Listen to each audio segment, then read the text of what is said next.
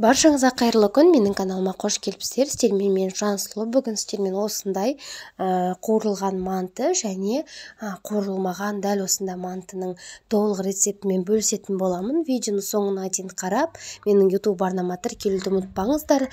Әлі алда көптеген видео рецепттермен бөлісетін боламын. Сол себепті менің каналыма тіркеліп қойды ұмытпаңыздар. Менің каналымда бұдан да басқа неше түрлі рецепттер бар. Кіріп қарап көрсеңіздер болады. Алдын ала біз қамырын дайындаймыз. Қамыр үшін бізге ең алдымен електен өткізілген ұн және 2 дана жұмыртқамызды және жылы суымызды құйып, жақсылап қамырды қатты етіп илеп аламыз. Міндетті түрде қамырымыз қатты иленуі керек. Қатты иленбесе, қамырымыз жұмсақ болса, дұрыс манты шықпай қалады. Сол себепті дәл осылай илеп дайындап қойдық. Енді тынуға жібереміз. Салмасына алдын ала туралған ет және асқабақ және жуа қостым. Үстінен қалауыңызға қарай қара бұрыш, тұз және сұйық майды қосып, жақсылап салмасын араластырып аламыз. Салмасына өз қалауынша қоссаңыздар болады, картоп немесе басқа көкөністерді қосуларыңызға болады. Дәл осы көкөністерді жақсылап араластырып аламыз. Міне біздің салмамыз дайын болды, дәл осылай болып шықты. Енді салмасын дайындап алдық. Енді тұнып тұрған қамырымызды дәл осылай етіп алып аламыз. Дөңгелекше етіп, дәл осылай бөліп аламыз. Қамырды дөңгелекше етіп жайып алмаймыз, жайышын дәл осылай етіп кесіп, дөңгелекше етіп, оқтаудың көмегімен жайып аламыз. Дәл осы видеоға қарап жазсаңыздар болады. Мантылеріңіз өте әдемі әрі сәнді қылып бүгулеріңізге болады. Дәл осы жайып алған қамырымыздың ішіне дәл осылай салмасын толтырыңқы етіп саламыз және дәл осы қолымызбен дәл осы видеодағындай бүгіп аламыз. Ең бірінші шетін бүгіп, ең соңына дейін дәл осылай етіп, әдемі етіп бүгіп аламыз. Әр жерде әрі қалай аталады, бүгіп алады, түйіп аламыз және осылай етіп орап аламыз деген неше түрлі айтылады. Сол себепті мен дәл осылай бүгіп аламыз деп айттым. Дәл осылай болып шығады. Енді кішкене дұрыстап қойып қойсаңыздар болады. Дәл екінші қамырды барлық мантылерімізді дәл осылай салмасын толтырып салып, дәл осылай бүгіп шығамыз. Мантыны өте қатты жақсы көреміз. Сол себепті дәл осы мантыны көптеу етіп бүгіп, дәл осы мантыны тоңазытқышта сақтап, тоңазытқышқа сақтап, және де керек уақытта алып жасай берсеңіздер де болады. Мен осы жерде тағамды дайындадым және де тоңазытқышқа қойып сақтап та қойдым. Аяқ асты қонақтар келіп қалған жағдайда немесе өз тіршілігіңіз болған жағдайда дәл осы дайын мантылерді алып, астын майлап немесе қуырып, мантаваркаға 45 минутқа пісіріп алуларыңызға болады.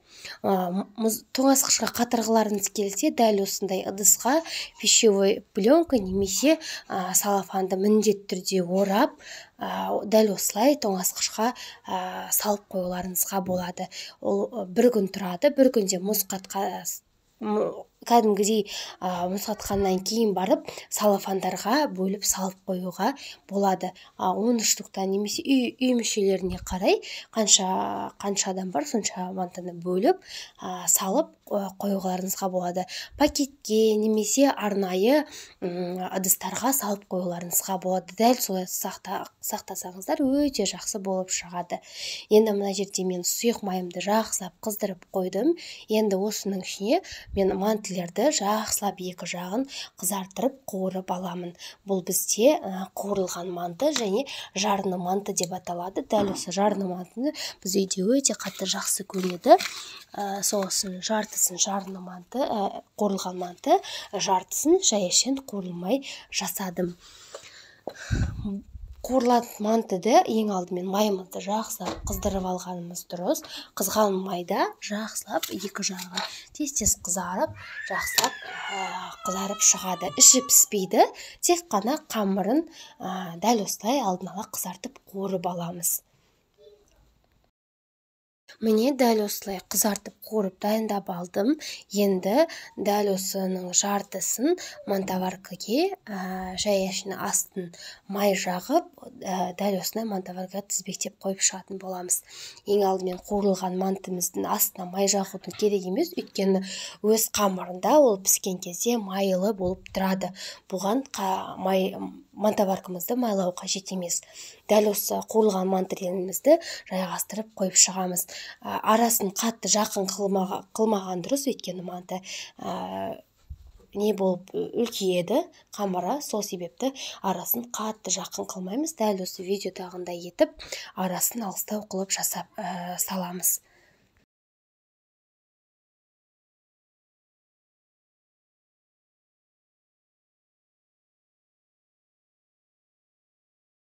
Салып шықтым. Екінші мантоваркамызды, қуырылмаған мантылерімізді салып шығамыз. Оның астын міндетті түрде майлаймыз. Майламаса қамырымыз мантоваркамызге жабысып алынбай қалады. Дәл осылай майымызды, мантылерімізді салып жайғастырып шығамыз. Енді дәл осы мантылерімізді суын алдын ала қайнатып аламын. Судың ішіне міндетті түрде бір үлкен ас қасықпен тұз салып жіберемін. Білмеймін, алдынан осылай тұз салса қамыр жабыспай әдемі түседі дегенге, солай қазір солай етіп жасап жүрмін. Сол себепті суын алдын ала қайнатып 45 минутта мантылерімізді пісіріп алдық. Міне біздің мантылеріміз дайын болды. Өте дәмді, сочный болып шығады.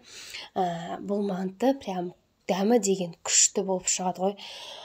Дәл осы видеом сіздерге ұнаған болса, міндетті түрде лайк басып, комментария қалдыруды ұмытпаңыздар. Әрбір жазған комментарияларыңыз мен үшін маңызды. Әлде алда көптеген видео рецепттермен бөлісетін боламын. Міндетті түрде менің YouTube каналыма тіркеліп қойыңыздар.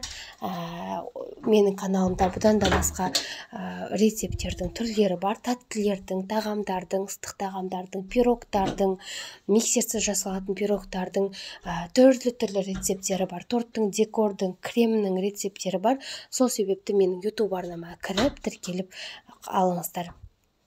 Мен төмен жақта инста парақшамды да қалдыратын боламын. Міндетті түрде инста парақшама да тіркеліп алыңыздар.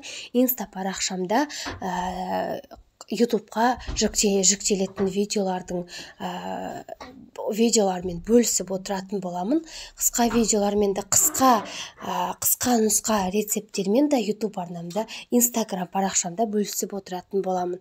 Сол себепті менің YouTube каналыма, Insta парақшама тіркеліп қойсаңыздар, қатты қуанатын боламын.